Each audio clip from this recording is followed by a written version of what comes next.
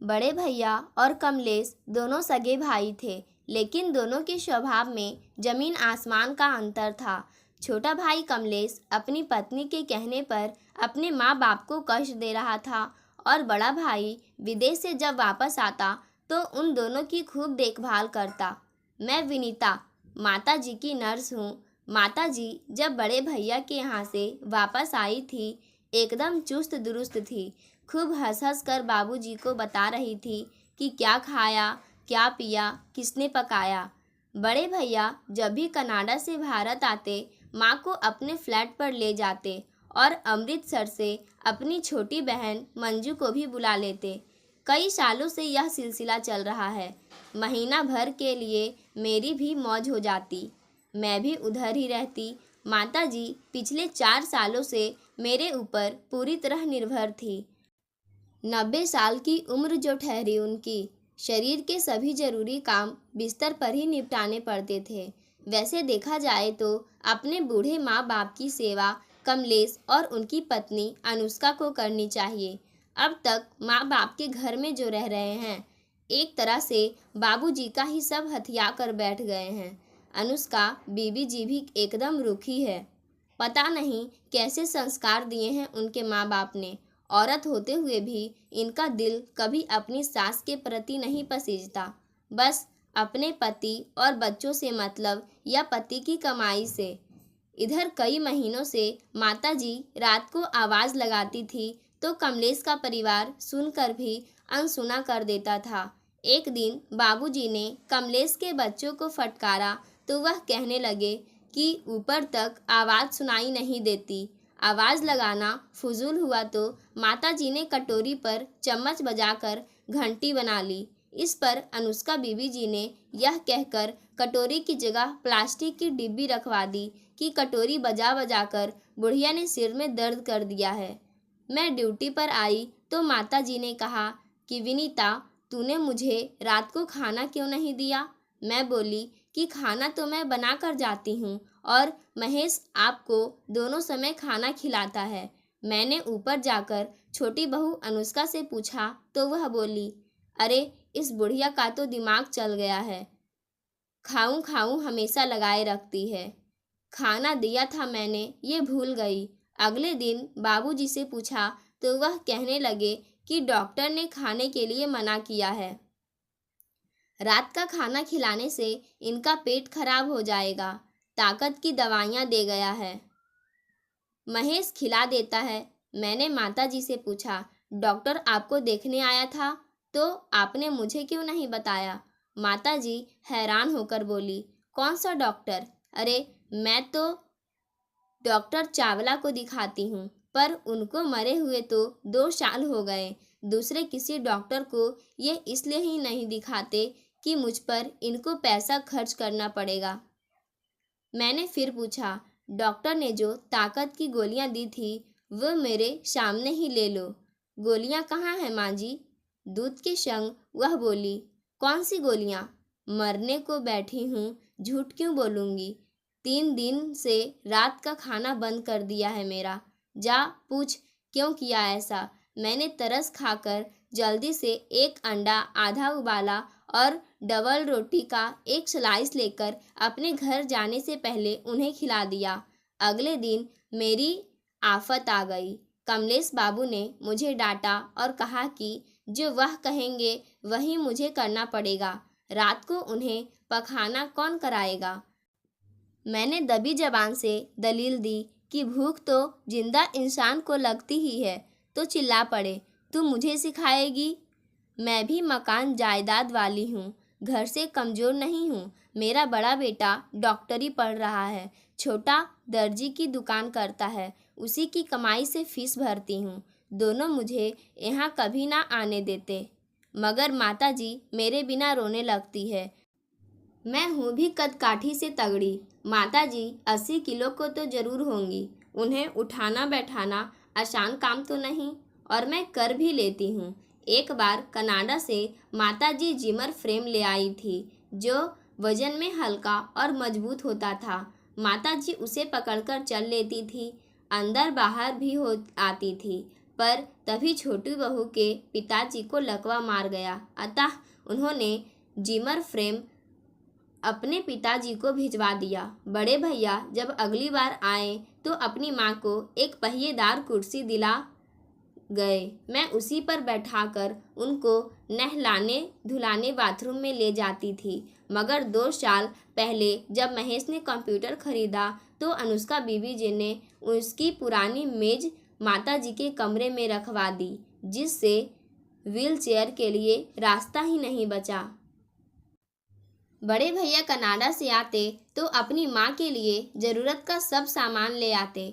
भाभी जी को साफ सफाई पसंद है, एकदम कंचन सा सास को रखती। भाभी जी अपने हाथ से माता जी की पसंद का खाना बनाकर खिलाती है। बाबूजी बड़े भैया के घर नहीं जाते थे। कमलेश ने कुछ ऐसा काम कर रखा था कि बाप बेटे से जुदा हो गया। बाबूजी के मन में अपने बड़े बेटे के प्रति कैसा भाव था यह तब देखने को मिला जब भैया माता जी से मिलने आए तो बाबूजी पर्दे के पीछे चले गए। इसके बाद ही बड़े भैया ने अलग मकान लिया और माँ को बुलवाकर उनकी सारी इच्छाओं को पूरा करते थे। तब मेरी भी खूब मौज रहती। वह मुझे 24 घंटे माते जी के पास रखते और उतने दिनों के पैसों के साथ इनाम भी देते। फिर जब उनके कनाडा जाने का समय आता तो वह माता जी को वापस यहाँ छोड़ जाते और फिर उसी गंदी कोठरी में कैद हो जाती। भाभी जी की लाई हुई सब चीज़ें एक एक कर गायब हो जाती। मैंने एक बार इस बात की बाबूजी से शिकायत की तो उल्टा मुझ पर ही दोष लगा दिया गया। मैंने जवाब दे दिया कि कल से नहीं आऊँगी, दूसरा इंतज़ाम कर लो। मगर माता जी ने मेरे नाम की जो रट लगाई कि उनका चेहरा देखकर मुझे अपना फैसला बदलना पड़ा। खाना तो रोज़ बनता है इस घर में, बाबूजी को खातिर से खिलाते हैं, मगर माँ जी के लिए 2 रोटी नहीं है। यह वही माँ है जिसने किसी को कभी भूखा नहीं सोने दिया। देवर, ननद, सास ससुर, बच्चे सब संग ही तो रहते थे। आज उसी का सबसे लाडला बेटा उसे 2 रोटी और 1 कटोरी सब्जी ना दे। क्या कोई दुश्मनी थी? माता जी की सहेली भी मैं ही थी। एक दिन उनसे पूछा तो कहने लगी कि बाबूजी की ये खातिर वातिर कुछ नहीं करते, सब नीयत के खोटे हैं। बाबूजी के बैंक खाते में करोड़ों रुपये हैं, इसलिए उन्हें मस्का लगाते हैं। मैं ठहरी औरत जात 2-4 गहने थे, उन्हें बेटी के नेक जोग में दे बैठी। इन पर बोझ नहीं डाला कभी। अब मैं खाली हाथ खर्चे ही तो करवा रही हूँ। रोज़ दवाइयाँ, डॉक्टर, ऊपर से मुझे दोस्त लगाते हैं कि तू मेरे गहने पराओं को दे आई। आज कमलेश अपनी बीवी को 5,000 रुपये महीना जेब खर्च देता है। मेरा आदमी इसे देखकर भी नहीं सीखता। पहले तो ऐसा रिवाज नहीं था, औरतों को कौन जेब खर्च देता था। माता जी की बाबूजी से नहीं बनती, कैसे बने? शराबी का अपना दिमाग तो होता नहीं। कमलेश के हाथ कठपुतली बनकर रह गए हैं। 10वीं में बेटा फेल हुआ तो उसे अपने साथ दुकानदारी में लगा लिया और पीना भी सिखा दिया। अब उसी नालायक से यारी निभा रहे हैं। माता जी कहती थी कि देखना विनीता, जिस दिन मेरी आंखें बंद हो जाएगी यह बाप की रोटी पानी भी बंद कर देगा। बाप को बोतल पकड़ाकर निचोड़ रहा है ताकि जल्दी मरे। माता जी कोसती कि इतनी बड़ी कोठी कौड़ियों के मोल बेच दी और इस दड़वे जैसे घर में आ बैठा जहाँ ना हवा है ना रोशनी। मेरे कमरे में तो सूरज के ढलने या उगने का पता ही नहीं चलता। ऊपर से अनुष्का ने सारे घर का कबाड़ यहीं फेंक रखा है। माता जी रोज अपनी कोठी को याद करती थी। सुबह चिड़ियों को दाना डालती थी, सूरज को निकलते देखती, पौधे को सींचती। गवाला गाय लेकर आता तो दूध सामने बैठकर कढ़वाती। लोकाट और आम के पेड़ थे, लाल फूलों वाली बेल थी। बड़े भैया के बच्चे सामने चबूतरे पर खेलते थे। बड़े भैया अच्छा कमाते थे, सारे घर का खर्च उठाते थे, सारा परिवार एक छत के नीचे रहता था और यह कमलेश की बीवी डोली से उतरने के 4 दिन बाद से ही गुर्राने लगी। अपनी घर की कहानी सुनाते सुनाते माताजी रो पड़ती। इस बार बड़े भैया जब आए तब जाने क्यों बाबूजी खुद ही उनसे बोलने लगे। भाभी जी ने पाँव छुए तो फल उठाकर उनकी आंचल में डाले। पास बैठकर घंटों अच्छे दिनों की यादें सुनाने लगे। जब वह लोग माताजी को अपने फ्लैट पर ले गए तो मैंने देखा कि उस रोज बाबूजी पार्क की बेंच पर अकेले बैठे रो रहे थे। मैं रुक गई और पूछा, क्या बात हो गई? तो कहने लगे कि विनीता, आज तो मैं लुट गया। मेरा एक डिविडेंड आना था। कमलेश फार्म पर साइन करवाने कागज लाया था, मगर मैंने कुछ अधिक ही पी रखी थी। उसने बीच में सादे शटाब पेपर पर साइन करवा लिए। नशा उतरने के बाद अपनी गलती पर पछता रहा हूँ। अरे, यह कमलेश किसी का सगा नहीं है। पहले बड़ा भाई के संग काम करता था तो उसे बर्बाद किया। वह तो बेचारा मेहनत करने परदेश चला गया। मुझसे कहता था भाई ने रकम दबा ली है और भाग निकला है। मैं भी उसे ही अब तक खुद गर्ज समझता रहा, मगर बेईमान यह निकला। मैंने कहा, अभी भी क्या बिगड़ा है? सब कुछ तो आपके पास है। बड़े को उसका हक दो और आप भी कनाडा चले जाओ। वह हताश होकर बोले, विनीता, कल तक शब था, आज लुट गया हूँ। क्या मुंह दिखाऊंगा उसे? मुझे लगता है कि मैं इस बार बड़े बेटे से बात कर लूँ कि छोटे ने जलन में मुझे बर्बाद कर दिया। मैं मन में आया कह दूँ कि आपको तो रुपये की बोरी समझकर संभाल रखा है। माँ जी के पास कुछ नहीं है, इसलिए उन्हें बड़े भाई के पास बेरोक टोक जाने देता है।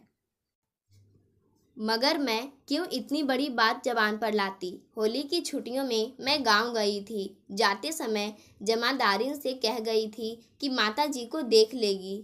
4 दिन बाद गांव से लौटी तो देखा माता जी बेहोश पड़ी थी। बड़े भैया 1 माह की दवाइयाँ, खाने का दिन, समय आदि लिखकर दे गए थे। उसी डॉक्टर चावला को टैक्सी भेजकर बुलवाया था, जिसे इन लोगों ने मरा बता दिया था।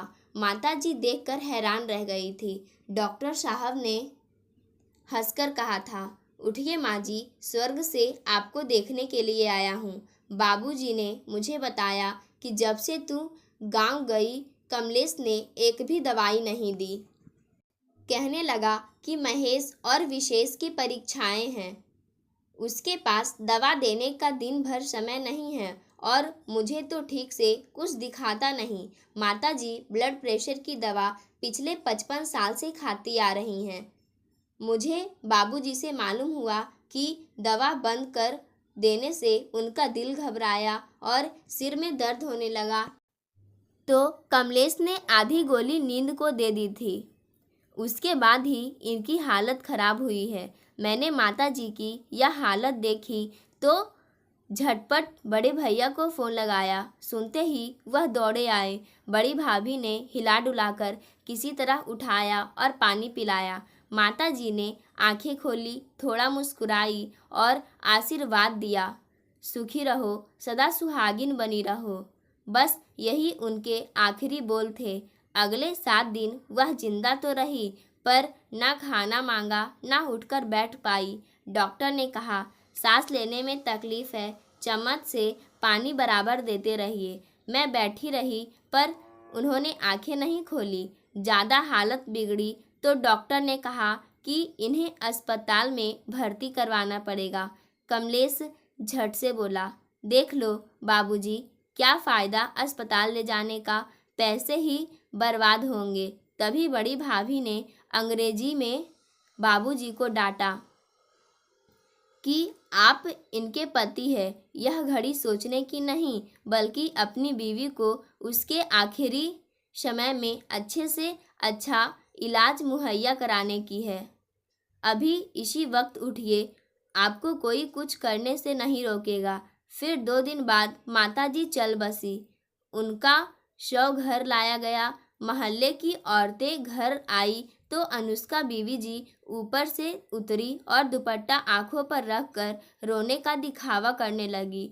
अंदर माँ जी को नहलाने धुलाने का काम मैंने और बड़ी भाभी ने किया।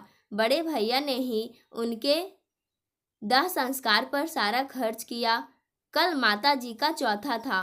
कॉलोनी की नागरिक सभा की ओर से सारा इंतजाम मुफ्त में किया गया। पंडाल लगा, दरी बिछाई गई। रस्म के मुताबिक कमलेश को सिर्फ चाय बिस्कुट खिलाने थे। सारा कामकाज खत्म होने के बाद बड़े भैया और बड़ी भाभी वापस चली गई। अगले दिन सुबह 11 बजे मैं घर पहुंची तो देखा बाबूजी उसी पलंग पर लेटे हुए थे जिस पर माताजी लेटा करती थी। मैंने उन्हें उठाया, कहा कि पलंग की चादरें भी नहीं बदलवाई अभी किसी ने। यह सुनते ही कमलेश चिल्लाए, तेरा अब यहाँ कोई काम नहीं, निकल जा। होली की छुट्टी लेनी जरूरी थी। मार डाला ना मेरी माँ को। अब 4 दिन की नागा काट कर हिसाब कर ले और दफा हो। माता जी को किसने मारा यह इस परिवार के लोगों को अच्छी तरह पता है। मुझे नहीं चाहिए तुम्हारा हिसाब। मैं चिल्ला पड़ी थी। मेरा रोना निकल गया पर मैं रुकी नहीं। लंबे लंबे डग भरकर लौट पड़ी। बाबूजी मेरे पीछे पीछे आए और मेरे कंधे पर हाथ रखा। उनकी आंखों में आंसू थे। वो भर्राए गले से बोले, अब मेरी बारी है विनीता। अगर तू यहाँ से गई तो ये मुझे भी समय से पहले मार डालेंगे। जब तक जिंदा हूँ मेरी देखभाल कर दे। बाबूजी के इतना कहते ही मैंने कहा कि इस घर में तो अब मैं किसी कीमत पर नहीं रहूँगी। हाँ, दारू के नशे में जो अब तक आप नींद में पड़े थे उस नींद से जगाकर जा जरूर सकती हूँ। छोटे बेटे ने सिर्फ आपका बैंक बैलेंस आपसे छीना है, घर नहीं। आप बड़े बेटे से बात करके इस नालायक बेटे बहू को हमेशा के लिए घर से बेदखल कर दो, तभी इनकी अकल ठिकाने आएगी। इतना कहकर मैं उस घर से निकल गई और बाबूजी मुझे जाते देखते रहे। पाठकों, आज की कहानी यहीं समाप्त होती है। धन्यवाद।